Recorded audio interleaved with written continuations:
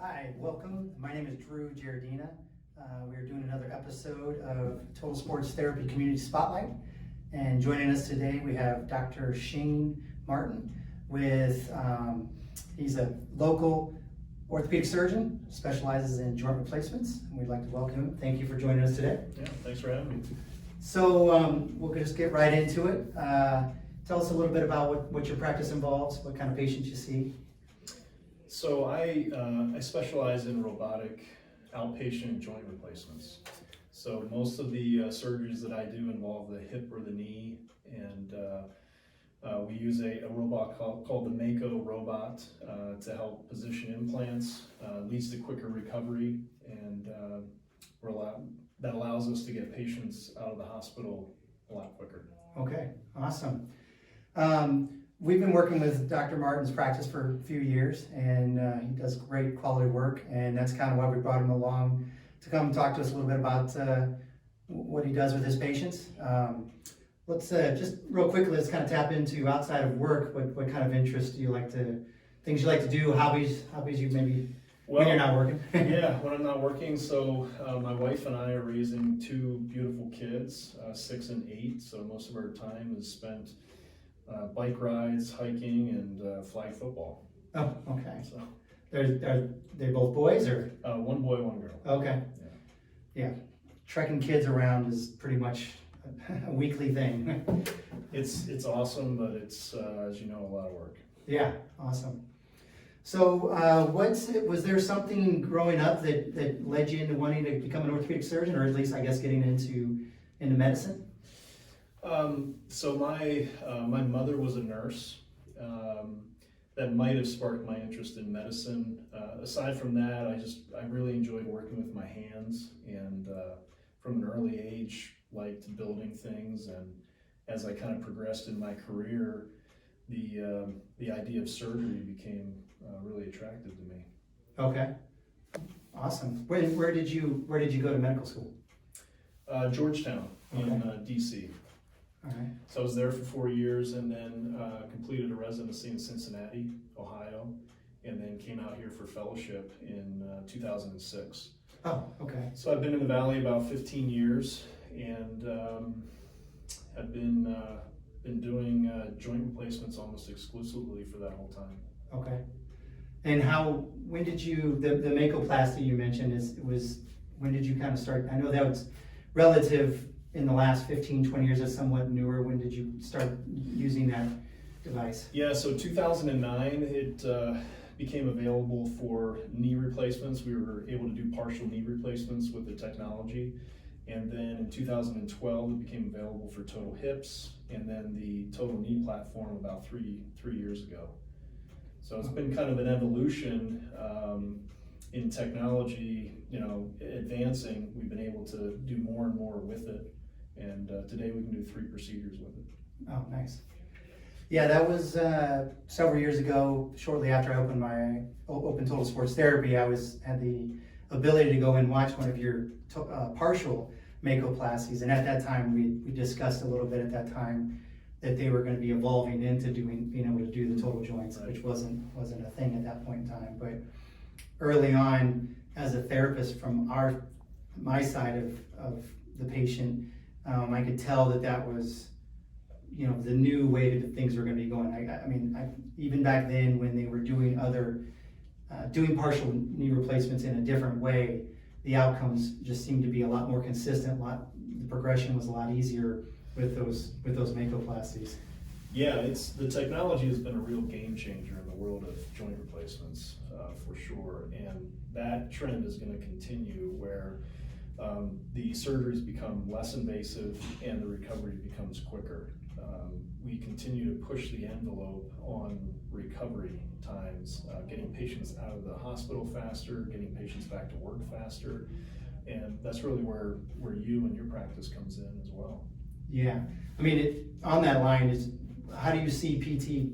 What's your philosophy as far as where PT comes into play with the recovery of your patients post-op, or even if you ever feel like it needs to be done before surgery a little bit too sometimes? Yeah, I think therapy is absolutely critical, especially as patients want to get back to activities faster. They want to get back to work faster. what you do really enables them to achieve that goal. And there are situations where therapy ahead of a surgery, before a surgery, is really helpful and cuts down on the recovery time as well. Yeah, we see that sometimes too. It's with just randomly the patient might be coming in for therapy before even seeing an orthopedic surgeon like Dr. Martin, not even really knowing that that's really the avenue that they're going to need to take in order to get their full recovery. And even if therapy, if they're not even doing the therapy, if that person can be active and go into the procedure as strong and with as much range of motion as they can possibly have, the outcomes are just that much more consistent and quicker. Absolutely. So it's times are kind of weird now with COVID-19. How have you seen that affecting your practice? What kind of recommendations do you have for patients that may be a little bit apprehensive about coming to see a surgeon or having surgery for that matter? Yeah, well, first thing I would say is that there should be some apprehension. It's a very real risk to patients, especially my older patients. And so we've adopted a lot of new ways of seeing patients and evaluating patients. We do a lot of telehealth visits that we can do over Zoom or over the phone and video. We're looking at ways to examine patients online, where patients during a video call will actually examine themselves by doing certain provocative maneuvers. I can get a really good idea of what's going on with the patient's knee or hip by how they walk or how they are able to position themselves in front of the camera. And so using those kind of newer techniques that the pandemic has really forced us to develop, we're able to really evaluate patients pretty thoroughly for surgery prior to even seeing them physically and putting hands on them. So that's been a huge help, so that patients can feel comfortable in the safety of their own home being evaluated by an orthopedic surgeon. Okay. Yeah, it's therapy kind of ties right along with that as well. We're just like most medical facilities, we're all doing the things we can to try to prevent the spread of COVID. Within our practice, the same thing. We're monitoring people's temperatures and keeping spacing within the clinics. And fortunately, like Dr. Martin, a lot of the surgeons and just primary care doctors in general are still seeing the importance of physical therapy, and both of our professions are considered essential. And I don't think your practice and our practice wasn't ever. We never had to close due to COVID, so it's a real risk. I think most of the medical providers are doing what they need to try to prevent that or make that risk that much smaller, so people can have the procedures they need to have done and then do the follow through that they need to do in order to fully recover. So I can only imagine. We still get some students that come in here for PT, and I get questioned a lot from young people as far as with what's going on nowadays with insurance reimbursement, all the things that changes within medicine. How if I have recommendations for PTs or young kids wanting to get into PT, whether it's something I'd still even recommend. From your angle to an orthopedic. What do you tell them? Go to a public school. Try to find the cheapest education that is still a quality education if you can. What I tell them is look at where we are. I mean, we're still open. We haven't had to close. We're still as busy as we can be. Patients still understand the need for it. Physicians still understand the importance of it. So it's a thriving profession right now. There's a lot more PT schools opening. So it's definitely a profession that a lot of people want to go into. I wish education costs a little bit less for everybody. Yeah, no question. I mean, the cost of education is really prohibitive.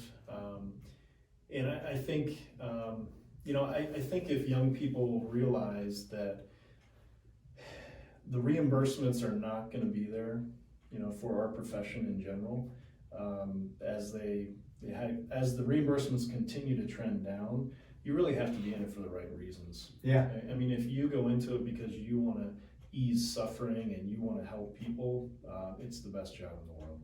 It really is. Yeah, I mean, I would agree with that a lot. I mean, it's in this setting, orthopedic setting, it's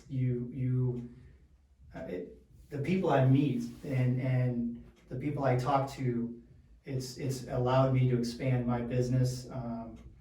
You know, the education you can get if you're just willing to listen to somebody and ask the right questions on things outside of even what we're dealing with. You know, I've learned a lot from just my patients, and you know, it's fresh, and you meet somebody new almost every day, so it's kind of nice that way. But you still you have to have an empathy. You need to see people, and you want to see them get better. You want to see those results. And the people, quite honestly, I've noticed people that don't naturally want to go into the profession for the right reasons end up burning out anyways, and you know, maybe move into it in a different aspect of physical therapy or whatever the business may be. Yeah, I think the best advice that I could give somebody coming out wanting to go into orthopedic surgery would be, or someone that's coming out of maybe residency, that might be a better place to give them some advice. I would say just, you know, remember that you're operating on human beings, right? You're operating on somebody's wife, somebody's husband, somebody's son, somebody's daughter. I think a lot of times we get so caught up in perfecting our technical skills to make the surgery perfect, and we forget the human aspect of what we do.